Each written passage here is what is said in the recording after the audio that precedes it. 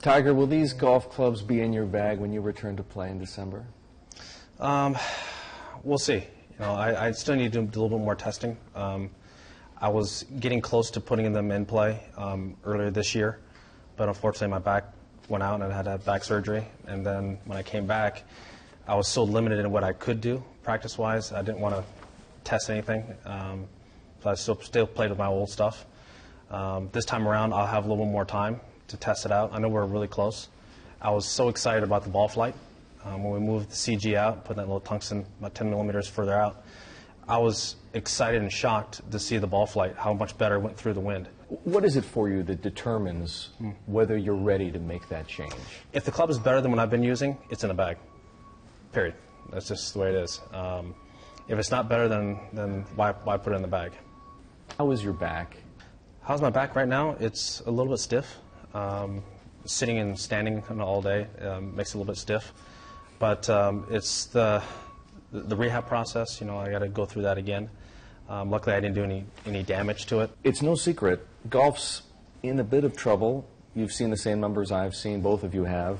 6 million fewer people playing today than back in 2000, courses closing by the hundreds.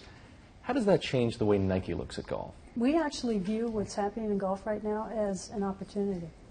And I say that because our portfolio of innovations has never been stronger. Our stable of athletes never been more compelling. And we have the power of the swoosh.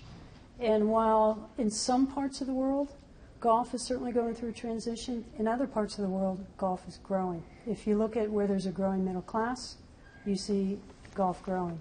Does it matter as much to Nike that at the very least the North American market is shrinking, given that you do so well selling golfing apparel to non-golfers? The beauty is we have a portfolio of products, as you mentioned, apparel, footwear, club and ball, and we're able to leverage the product portfolio as well as leverage our geographies to keep a stable and growing business as we've done in the past few years. Tiger, I think you already know that the rise and fall of golf's growth tracks pretty closely with the arc of your career.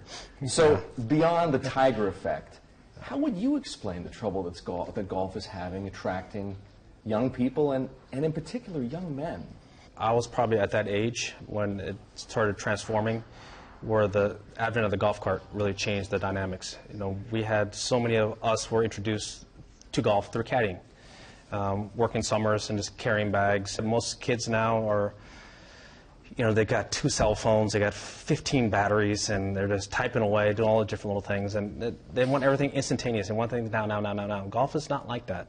How do you change it? Well, we're trying to get kids to play further forward, trying to get even adults to play further forward, trying to make the games faster.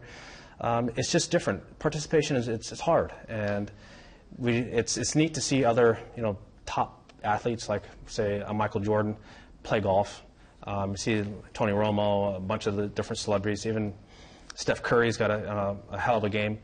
All these other athletes turn play the game of golf and play it really well. I think that's when you can make golf cool. A lot of people say golf needs a savior, another Tiger Woods. If there isn't, and there isn't somebody who has the same extraordinary record that he had as a young man and then as a maturing golfer, what happens? Well, the good news is we still have Tiger Woods, and he's still teeing it up, and he's got a lot of records still to break.